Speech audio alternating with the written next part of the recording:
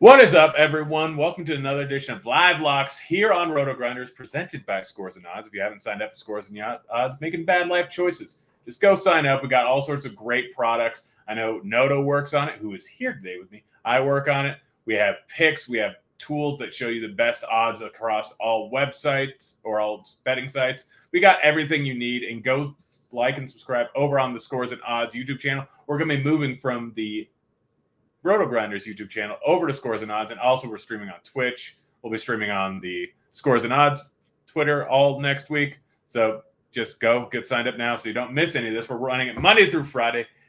In any case, let's bring in my guest here, one of my favorite people at RotoGrinders, one of the best all-around DFS, sports betting, whatever you want, people in the entire industry. How you doing over there, Noto? Yeah, I appreciate you. It's been far too long since we've done a show together. So I'm excited to be on, and I'm always in my own bubble. So I haven't been able to watch too many of these shows. So I'm excited to be on, and you are the prop master. So I got some my notepad out, and I'm ready to copy your bets.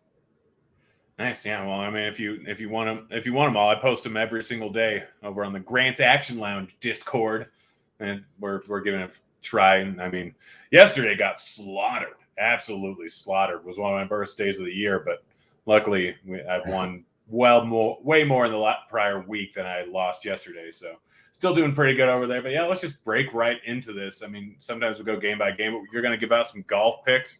So I'm just going to go pick by pick here and see what you think of it. First one, I have a feeling you're going to agree with me. SGA over 25.5 points. I mean, the dude is crushing it, averages over a point per minute without Giddey and without Dort on the floor. Like, SGA over 25.5 is pretty much a lock and load, my favorite bet of the day. Yeah, I love that one. I think he had, 37 the other night. And like you mentioned, he just is a monster without Giddey and Dort on the floor. So, yeah, I love that one. That game does have a high total, and I think that's kind of why you're seeing, that total not be as high as it probably could be. Yeah. I mean, the game could end up blowing out, but I don't care. Like, there's a reason why I'm not taking the 35 plus points like I did the other night. Game could be a blowout, but SGA is the entirety of the offense. And I mean, with his rotations, if it's a blowout, then he's probably not going to play in the fourth, but he generally plays the entirety of the first and the third quarter. So less worried about that with his rotation. Next up, one of your Jazz, Rudy Gobert over 14.5 points just seems a little bit too low here in this spot. I mean, he's been doing pretty well recently. Going up against Houston, yes, it could be a blowout, but it's in Houston that makes me feel a little better. You like that bet? Yeah, the one thing about the Jazz, they've been playing down or up to their competition the last couple of months. So I could see Houston hanging in there, and Rudy's minutes are slowly tricking upward. So yeah, I like that one. All right, Lyles under 13.5 points. This is what the prop model I think spit out earlier. Yeah, it's got a 15% margin right now. So Lyles under 13.5 points I think is pretty solid. SGA, where I talked about, I took the over on points and assists. Julius Randle over 5.5 point or assists. I think we got it. Yeah, we got it plus odds at plus 105. Most offshore books have it much higher than that. Last 8 games, I think he's only missed once. He's been fantastic ever since the trade deadline passed, and he's really picked up his game. I bet the over on that and the over on his points at 20.5 going up against Philly. Not an easy matchup, but the way he's been playing, I think those are a little bit too low. Yeah, I like that. And with Harden and Philly now, I think we're going to see that matchup be a lot better for production, both points and just the overall pace. So yeah, I think Randall's the one guy on the Knicks that I would trust. Everyone else is kind of a bit too volatile for me.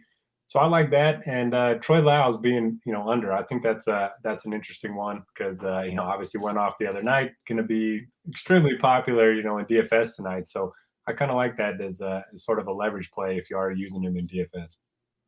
Well, I mean, you work on the NBA projections, right? I'm in there, but I'm not in the trenches. I'm doing the grind. You're not SBK or anything like that. But yeah, we currently have Lyles projected for 10.7 points right now. So that was one that I looked at and I'm like, I don't have any lean on this. And I just saw the projections. I'm like, all right, I trust him. Giannis over 10.5 boards. I got it minus 140. It might have moved already, but I think that's pretty solid. Embiid. So yeah, I'd like to talk to you a little bit about Embiid. So it's very clear that like I thought Harden would hurt Embiid's usage quite a bit, and I still think he will eat into it a little. But honestly, just the fact that they have Harden and Embiid, they can't just focus entirely on Embiid anymore. Yeah, I mean, he's talked about he's never been so open in his life, which I think he's just being, complimentary of Harden in his first couple games. But you mentioned the usage rate; it's been 34 and 36% in those first two games with Harden. So I like that one quite a bit. I kind of tagged him as one of my favorite plays on the board, and when it comes to DFS. So I'm with you on that one. Okay, let's see. Just looking at other ones. Barrett over 3.5 assists. That's just sitting at plus 140. So that's why I hit that. I hit Harden over 24.5 points at plus 100. I think that's pretty solid. McCollum. So McCollum's done really well since coming over to New Orleans. Sacramento is one of the best matchups you can possibly get. Looking at his game log since he's come over here, outside the first game where they were a little bit, I think, hesitant on playing him a bunch of minutes, 36, 23, 30, 38, 32, 22. And that 22, I think, yeah, he just didn't shoot. That was just an off game, but matchup versus Sacramento is fantastic. I mean, what do you think about McCollum today? Well, I hate to break it to you, but I'm playing him in DFS tonight, and I'm kind of the opposite of McCollum Whisper. When I play him, he is atrocious. So I would probably take the under on all of his props tonight. No, I mean, if I get him right pretty often, so you can just start listening to me. I mean, he's made me a boatload of money. Yeah. Perfect. Let's see. Also, Ingram over 21.5 points. He's someone I get wrong constantly, but all the numbers kind of say to bet him again. Love the matchup. Love the total in that game. Is pretty solid. If I remember. Yeah, it's sitting over 230 right now. Ingram, I know he's been pretty hit or miss since McCollum came in there, but good matchup. And he's just a lot of those games were shooting horrible. He's come right the ship a little bit recently. Darren Fox over 5.5 assists. You got any lean on that one? I bet the over. Yeah, I like the over there too. That game environment in general is just going to be awesome. Both teams like to push the pace, and I like both the point guards. So taking the over props, there I think makes a lot of sense. Yeah, I mean Fox 10 and 10 assists in the last two games. 4 the game before that, 9 the game before that. So without Halliburton in there, this offense is very different with Sabonis, and so I like the over on that.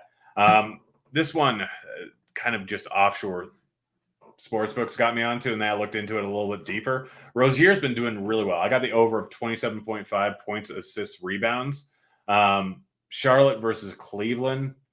Like, Cleveland's really not a great matchup generally, but without Garland, without LeVert in there, like, I think that Rozier is going to have a decent game. I mean, it's not like he's the number one overall option, so they're just going to try and force him out of the game. Charlotte has 4 options, and realistically, the bigs are more than likely going to shut down Bridges to a decent extent. I assume they're going to put Mobley on him for a large portion of the game, so it's mostly going to be up to the guards. I think Rozier has a pretty decent game. Over 27.5 PRA is pretty solid. Yeah, don't mind that one. He's another guy that I tend to get wrong more often than right. I do like the Cavs in that game, but like you mentioned, the best way to attack Cleveland is in the backcourt, especially with so many injuries to the Cleveland guards. So, yeah, you're not going to get a lot of production from the bigs, especially, with Charlotte not having a ton of talent there outside of Bridges. So I like that one. Yeah, someone Yeezy brought up in chat, Suns players over without Booker. I did take the over of 8 and points of 18.5. I think we have him projected for close to a little bit over that, but I think that might still be with Booker in there. Getting it at plus 100 odds. Let's see if you haven't checked out. Oh, we have him at 22.5 projected points. And yeah, so I took the over of 18.5. I mean, they're going to need him a little bit. It's a matchup versus Portland. Unfortunately, before the Booker news, I bet the under of 8 and 10.5 rebounds. I don't know if that's still a solid bet. That was another one. Now we still have him projected for 9.5. So, any thoughts on the Sun situation? Anyone that's going to probably go off in that spot? I mean, you can't ask for a better matchup. Just looking at usage rates with Booker and Paul off the floor, Payne gets a 4% boost. Aiden gets a 3% boost. Cam Johnson gets a 2% boost. The biggest like points per minute boost goes to Payne and Johnson and Crowder. So I mean, you could feel pretty good about all the overs. Yeah, what do you think about taking? I was thinking about this a little bit. Still not sure where I sit on it, but I was thinking about maybe this game ends up staying a little bit closer on the other side. What do you think about Simons or Hart's over? Simons staying at 23.5. It's pretty high, and the Suns are still a pretty heavy favorite without Booker. But Simons, he's just been crushing it ever since McCollum left. And then Hart, he's been a pretty big staple of this offense. Hasn't done great the last two games. He's sitting at 16.5. Any interest in those two guys overs? Yeah, I think it makes sense to, if you want to do a same game parlay, something like that. If the game does stay competitive, you got to think Hart and Simons are going to be the guys that are doing most of the scoring for Portland. And then obviously, we like all the Suns guys. So, if the game stays competitive, I like all the overs. And, you're kind of just banking on Portland being not terrible in this spot.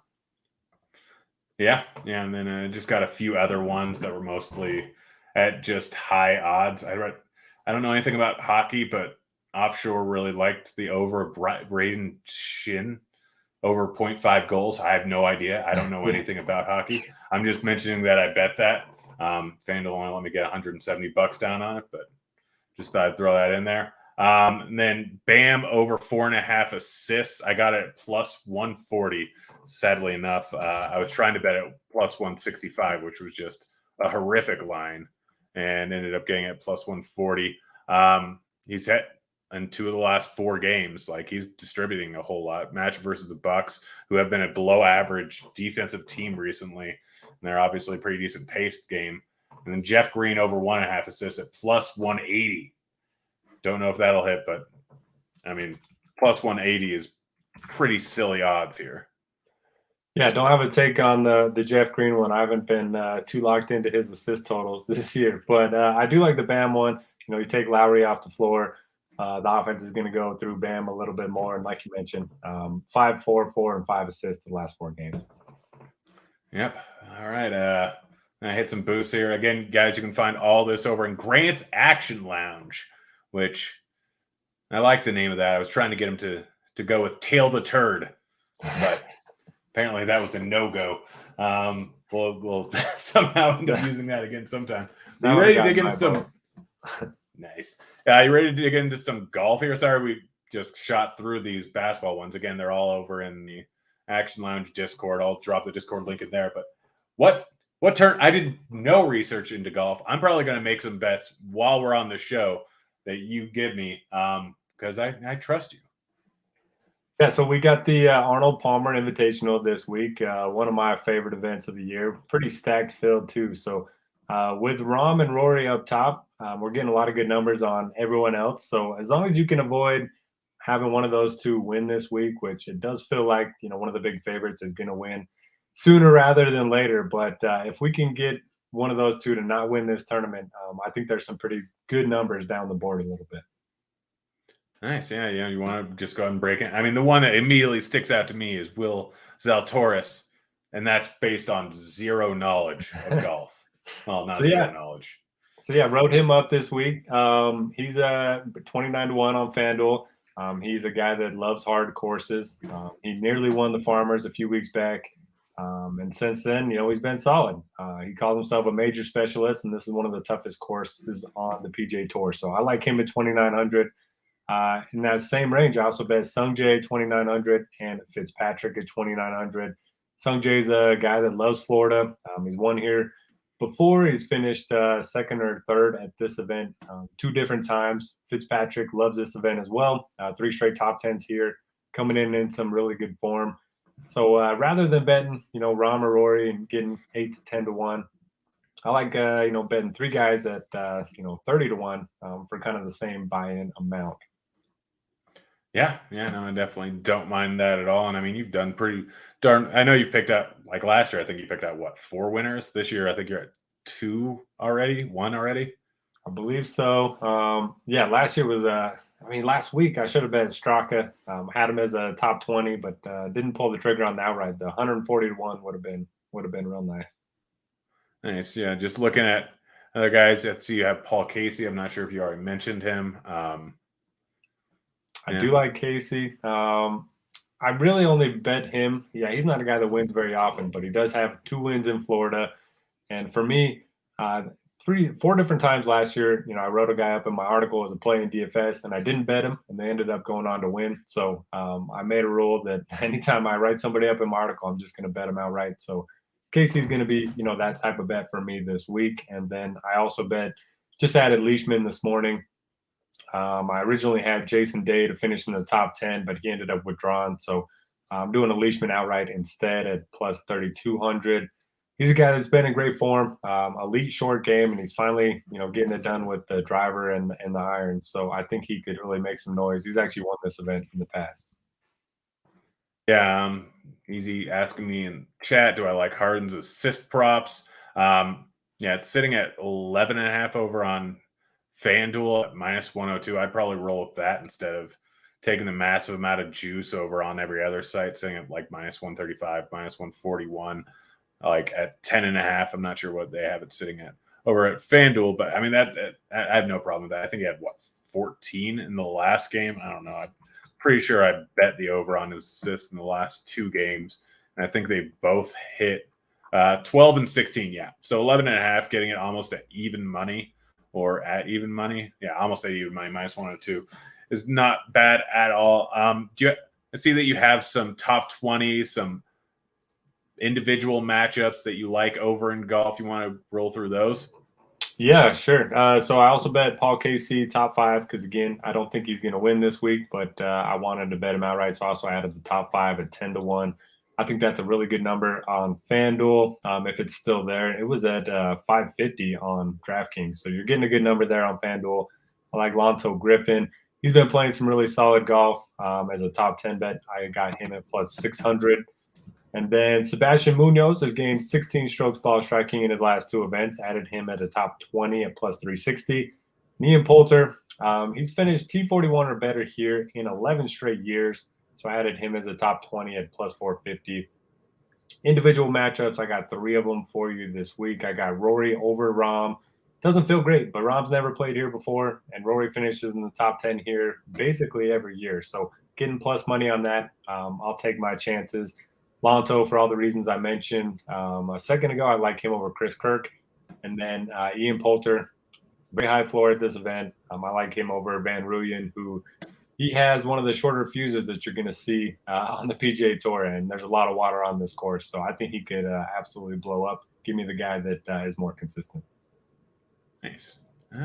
Nice. And I'm probably going to end up betting a few of these things, I'm sure. I don't know. I've done so poorly at betting on golf. Like, I don't know.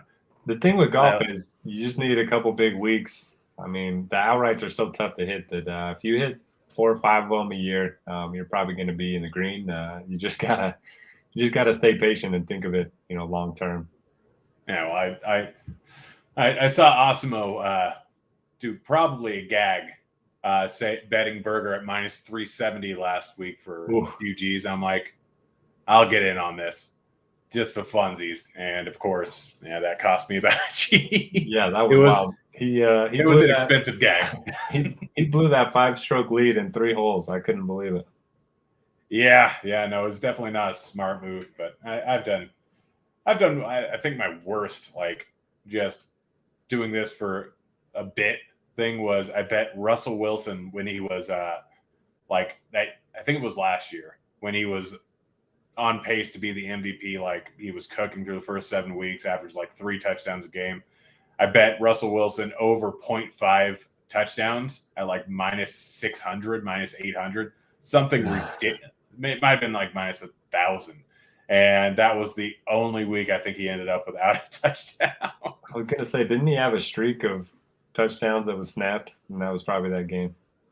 Yeah, no, it was exactly that game. And then I came close once with Derrick Henry over 17.5 because DK offers those specials. And generally I stick to the ones like on the Super Bowl. It was Joe Burrow over 0.5 completions. And I'm like, it's at like minus 10,000. So I'm like, all right, just needs to not get injured in the first few plays, and I'm good. So it was like I bet like $3K to win $30 funsies. Oh, but man. my favorite one is when DK has those like no-brainer bets. Like I think one of them was Tampa Bay or Kansas City plus 56 points to celebrate the 56th year or something like that. I just right before the game emptied my entire bank account on that. It's pretty much just a 1% interest rate bank account for one day, which you can't argue with. Yep, got to take advantage of those when they're there.